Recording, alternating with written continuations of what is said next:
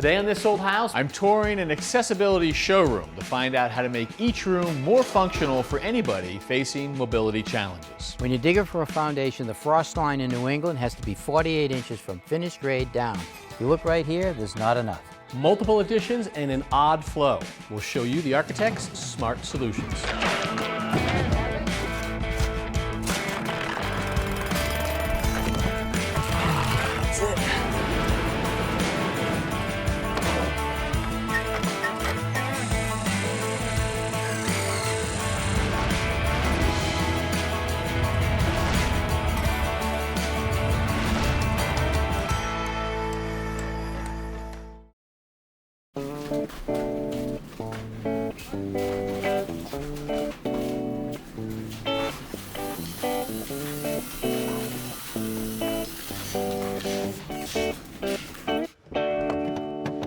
Hey there, I'm Kevin O'Connor and welcome back to This Old House and to a new project we're working on here in historic Lexington, Massachusetts.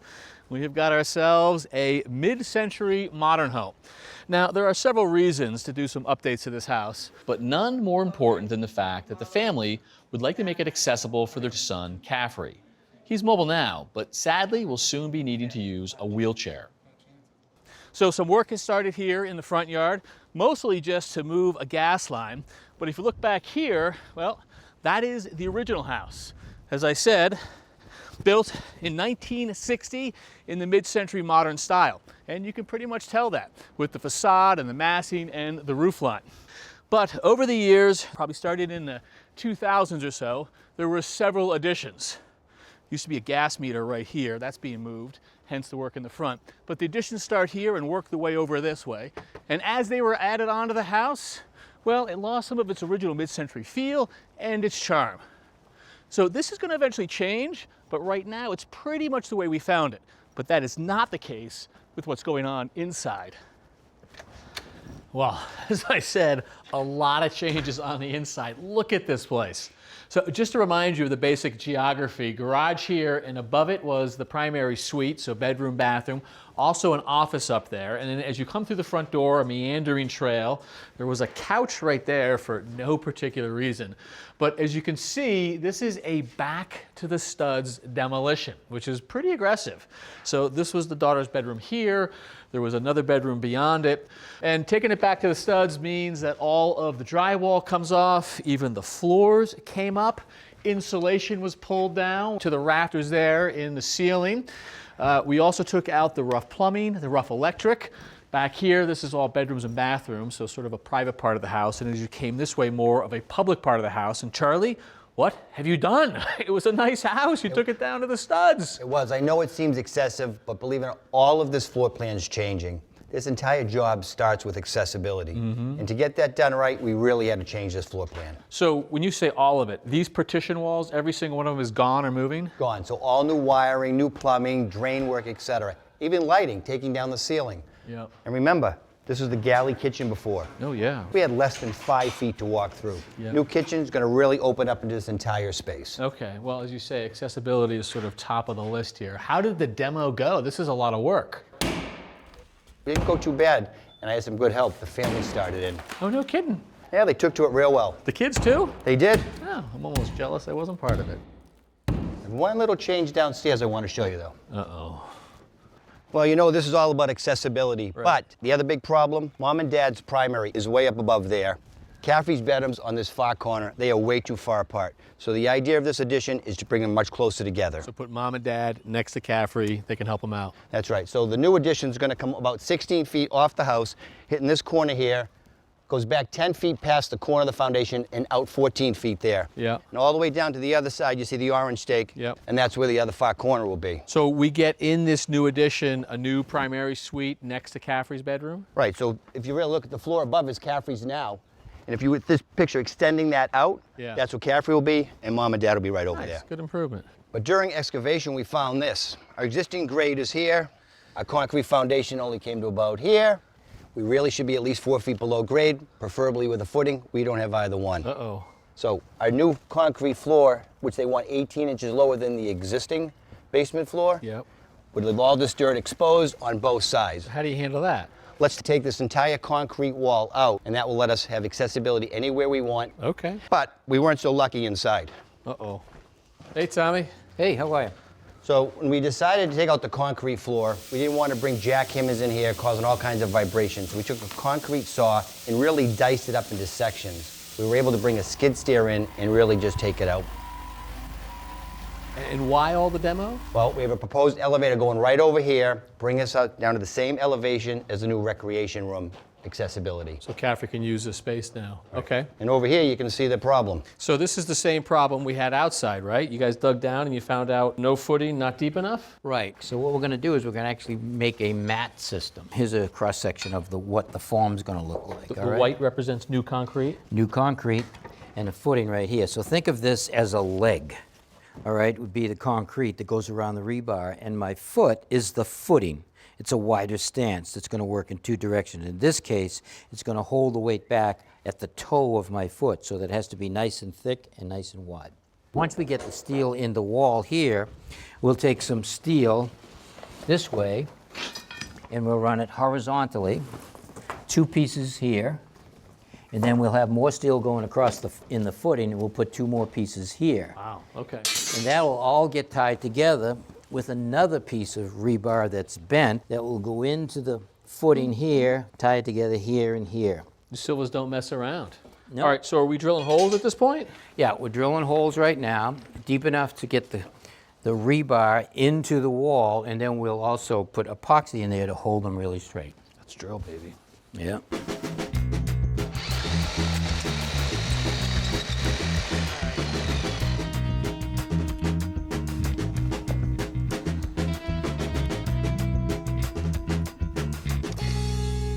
Sandra, Hi. what do you think of our house?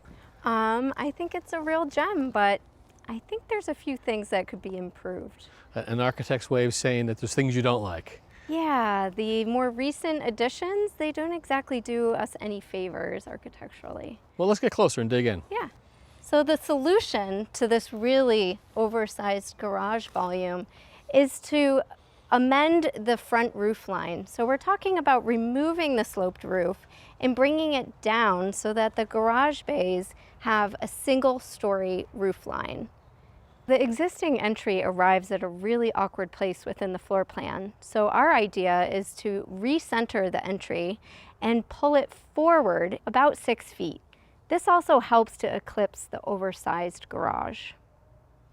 So we need a ramp, obviously, for the house. Yes, we do. And when we were designing it, we didn't really want it to feel like something that was added on to the home. Which they often do. Absolutely. So the ramp starts at the driveway level and it arrives at the front door to be aligned with the first floor level. And it's positioned under the roof line to provide cover in all weather. It's also integrated with the landscape. So you've got pretty much a clean slate to work with in here, thanks to Charlie and the guys. We do. So what's the plan as we put it back together? We preserve a family room space and then we create a kitchen and breakfast area in the heart of the home here. And then we create a slightly more formal living area. If you notice, Caffrey in a wheelchair will never find himself in a corner where it's difficult to navigate. That's a good point. And we've got new space going off the back? Yeah, by opening this up, we're displacing some of the bedroom space, but we're also trying to provide accessible bathrooms and other amenities. And in doing so, we had to add some square footage to the rear. Awesome. Well, we look forward to seeing it all come together. Thank you for all the hard work, Sandra. Yeah. Appreciate it. Thank you.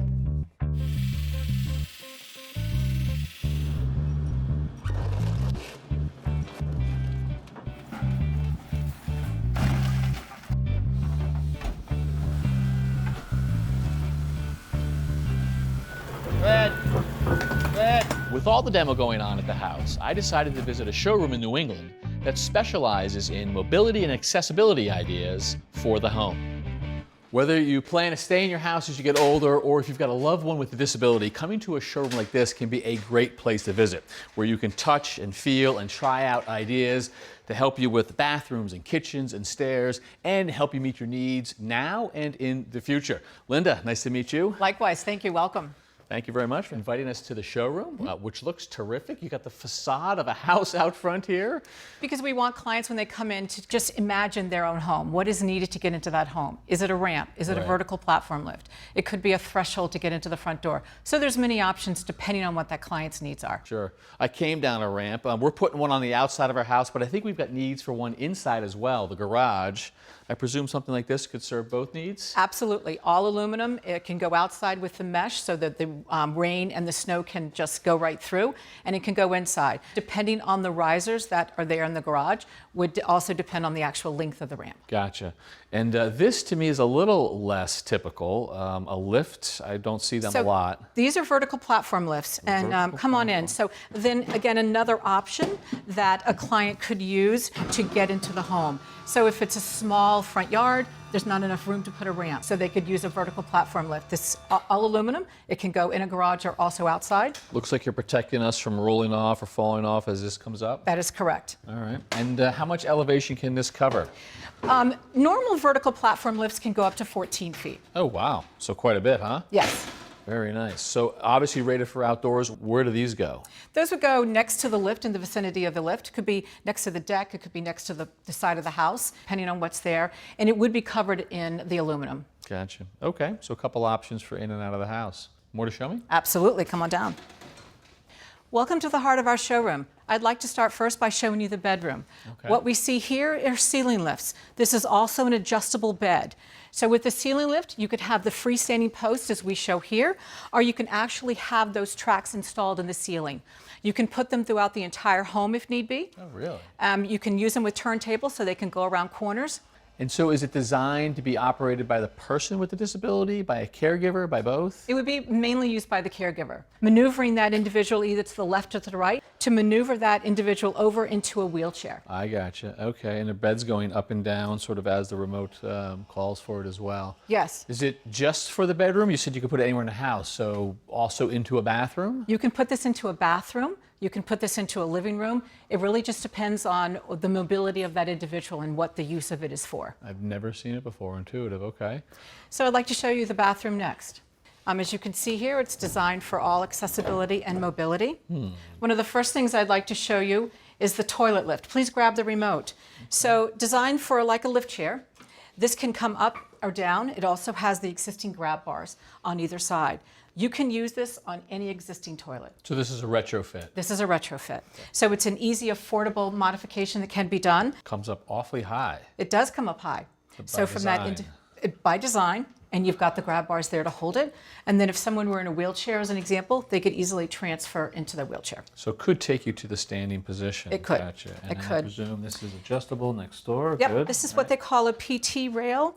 And again, just another form of a grab bar. This is the roll-in shower. Okay, so one chair so that you could have this in the shower, curbless or mostly curbless. This is a retrofit, That is correct. but designed so that you can roll over it in and out. So you can use either this type of chair, or you can use a shower bench that is attached to the wall. So this one stays in the shower, That's but correct. it goes away very nicely right there. So let me take you to the kitchen next. Let's start with the appliances. As you can see here, there's the oven at the top. It's got the right open because it is easier to open from the side than it is to pull down if you're in a walker or a wheelchair. Didn't know that. The microwave at the bottom is just push button. So again, it's for ease of use for someone that is in a wheelchair. Right, so in this case, it's about the position of the appliances. Correct. Gotcha. As you come down into the stove, you see the grab bars here. Oh, I thought they were drawer pulls, so you fooled me. Well done. But they are nice and sturdy. And then you have the pantry. So this is just a drop arm here. And you could just put your critical items here. You don't have to do it in every cabinet. And Kevin, lastly, I'd like to show you some of the options that we do provide for individuals that have trouble getting up and down the stairs. Okay. This is Bill, my husband. This is his area of expertise, so I'm going to let him take it from here. Thank you, Linda. You were Thank you. terrific. Pleasure. Tough act to follow, Bill. Hey, I'm going to try my best. All right, please do. This is our standard stair lift. Okay, It runs off of a remote controls that are located at the top and bottom of the stairway. very nice. It also has an up and down button on the one chair here? itself. Yes. Okay. This is what we call the flip rail, and this is designed to eliminate an obstruction at the bottom of the stairway, whether it be a door or a passageway to a room. So you could just walk right through here once that's up. That's correct. Gotcha. That's okay. correct, yep. I noticed that there is a seat belt. Other safety features? The footrest safety pan? So it's like a little bump feature. If it hits That's- something, it's going to stop the chair. That's correct. Gotcha. All right. And in terms of compactness, When it's not in use, you can fold these footrest up. The seat will fold up. The arms fold up as well. look at that. Okay. It only takes up 14 inches of the stairway. Which means you still have plenty of room to come up and down a Exactly. typical staircase right Exactly. there. Nice. So kind of a critical feature if you have mobility issues or bad knees, because stairs can be treacherous. Not the only option for getting up and down. No, we have the elevator. Nice to have a model that you can show off, and this one's glass doors, This huh? is a great option, allows the customers to see what's on the inside. Yep. So may I get in? Please, I presume you can really customize it to your preferences. crown moldings, chair rails, flooring, different fixture metals, Whatever you want. whatever you want. So essential to have something like this if you are in a wheelchair, right? This can be very helpful Correct. for getting between floors, although a much bigger price point than the stair lift. Much higher. Yeah. Much higher. So are you doing many of them? Is it popular? Right now, we've got about 80 active elevator projects. Yeah, So they are popular. very much so. Holy mackerel. Well, you know, if this is the thing that allows you to stay in your house, I mean, are people putting these in out of necessity or are they sort of future-proofing? Future-proofing. Yeah, so this allows them to sit there and That's say, I can correct. stay in the house, and I guess maybe that makes the cost. This is the new baby boomer option. Yeah, very nice. Yeah. Well, terrific showroom. I appreciate you thank and you your so wife showing much. us around. Thank you. Can we take a ride? Please.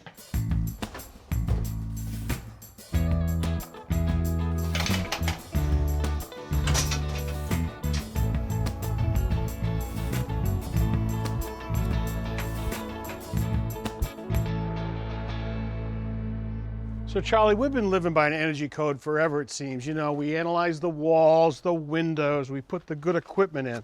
But we now have a new energy code here in town, right? We do. As of January 1st, Massachusetts has a new energy code, and that affects all new construction, full gut renovations, and in our case, putting 1,000 square feet on or more affects the rest of the house. This is more than 1,000 square feet. It does. And I can't even apply for a building permit until I can prove a certain rating. And that means calling in a third-party professional. It does. Hey, Richard, say hello to Kevin, our HERS rater. Hi, Kevin. How are you? Good morning. It's a great day to be a HERS rater. Thanks for all your help on this project. Take us through what is the HERS rating. The HERS rating stands for Home Energy Rating System. It's a system that uses what's called an energy model that takes into account all of the attributes of the house. Okay, what are the attributes? The walls, the roof, the R value of the insulation, the efficiency of all your equipment, heating, cooling. Yeah, everything that would go into the cost of operating that building. Everything goes into this spreadsheet, and the output is the HERS rating. Okay. So what are we seeing here? The HERS rating falls on a scale of 0 upwards. A typical house built in the 70s and 80s might have a HERS rating of 140. And a house built according to the 2006 Energy Code would have a HERS rating of 100. In Massachusetts, the Energy Code says you have to get a HERS rating of 52, which means the house uses 52% of the energy of the 2006 house. Well, that's half of that, but what catches my eye is that it's going to be, what, almost 2/3 less than a typical home if we build it to this system. Yes. So we got to work hard to get to this point. We do.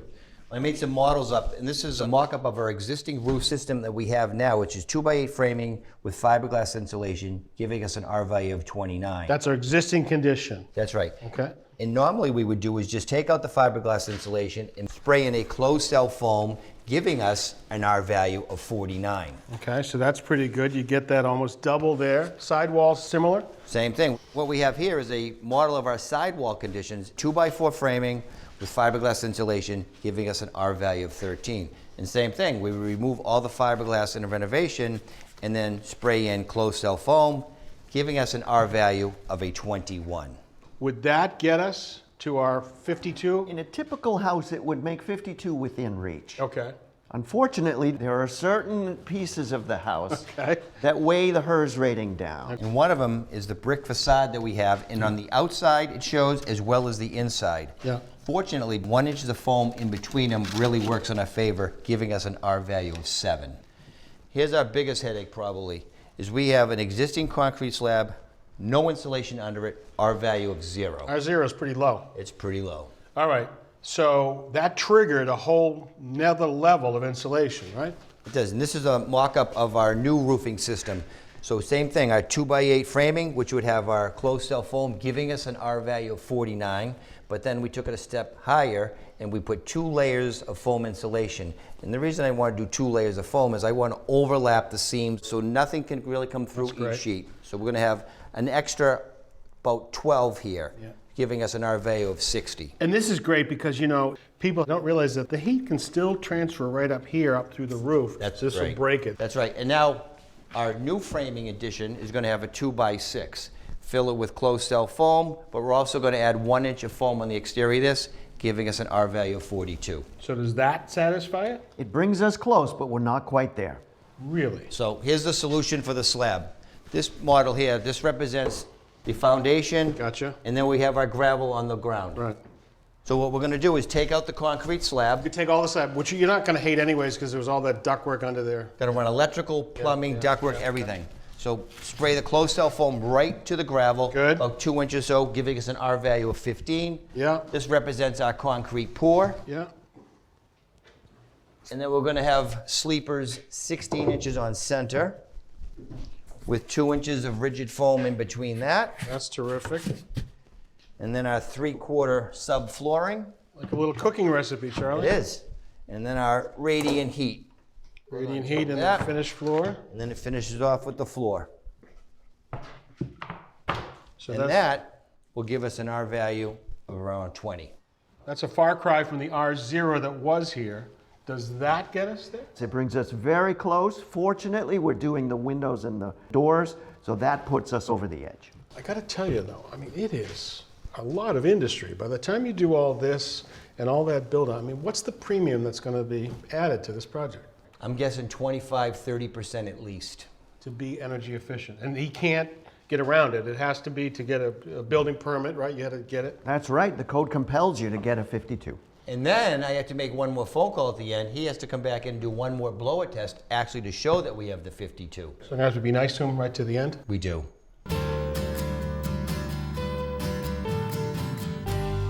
How'd that footing pour go, Charlie? Looks good, doesn't it? It does. It looks real good. And it looks real different back here with all this demo. So what do we got coming up next time? We're gonna start demoing the concrete slab on the first floor. We've got HVAC decisions to make and locations of the equipment. And we got to start framing. All right, starting to put it back together. So we're off to the races here. So until next time, I'm Kevin O'Connor. I'm Richard Trethewey. I'm Tom Silva. And I'm Charlie Silva. This old house here in Lexington, Massachusetts. Look at the size of that addition. Next time on This Old House, we are going to connect the old to the new as the big dig comes to Lexington in the form of a tunnel. And we need to run ductwork in this beautiful space, but there's no room in the ceiling or the wall. So we're going to run it under the slab. I'll see a newly installed residential elevator similar to the one we're planning on putting in Lexington.